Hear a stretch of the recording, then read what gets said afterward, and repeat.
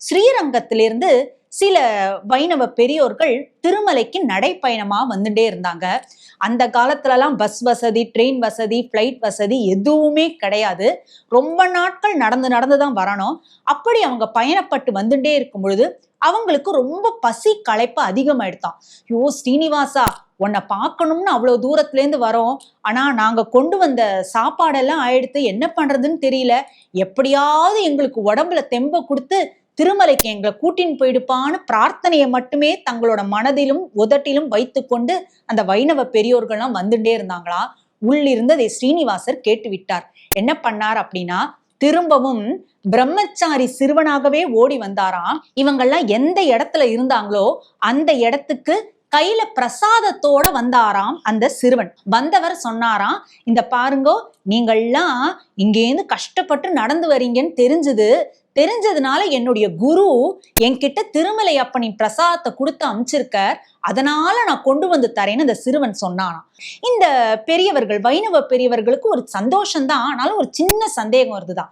சரிப்பா, நீ அனந்தாழ்வானின் சீடன்னு சொல்ற இல்லையா, அப்போ உன்னுடைய குருவின் பேர்ல தனியனை சொல்லு அப்படின்னு சொன்னாங்களாம். உடனே அந்த சிறுவன் அகிலாத்ம குணா வாசம் அப்படின்னு தொடங்கக்கூடிய அந்த தனியனை சொல்ல ஆரம்பிச்சான். அந்த தனியன் தான் அனந்தாழ்வானுக்கு சொல்லக்கூடிய தனியன்.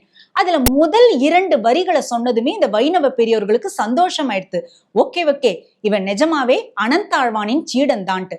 ஆனா இவ்வளவு சொல்லக்கூடிய அந்த சீடன் அனந்தாழ்வான் பெரிதும் போற்றக்கூடிய ராமானுஜரை பத்தி இந்த தனியன்ல ஒண்ணுமே விஷயம் சொல்லலையேன்ட்டு அந்த சிறுவனை பார்த்தே சந்தேகம் கேட்க, அந்த சிறுவன் அடுத்த 2 வரிகள் சுவாமி ராமானுஜனின் சிஷ்யனான அனந்தாழ்வான் பொருள்படும்படியாக அந்த தனியனை அமைச்சு கொடுத்தாராம். அப்ப அந்த தனியன்கிறது எப்படி இருந்தது?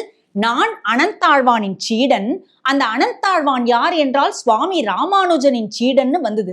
உடனே இந்த வைணவ பெரியோர்கள்லாம் ரொம்ப சந்தோஷப்பட்டு பிரசாதத்தை சாப்பிட்டுப்பா, உன்னுடைய குரு கிட்ட சொல்லுப்பா, ரொம்ப கரெக்டான டயத்துல பிரசாதத்தை கொடுத்து அமிச்சார், நாங்களும் மொள்ள நடந்து வந்து உன் குருவை பார்த்து நேராவே நன்றி சொல்றோம் அப்படின்னு சொல்லிடுறா. உடனே இந்த சிறுவன் வேகமா ஓடி போயிடுறான்.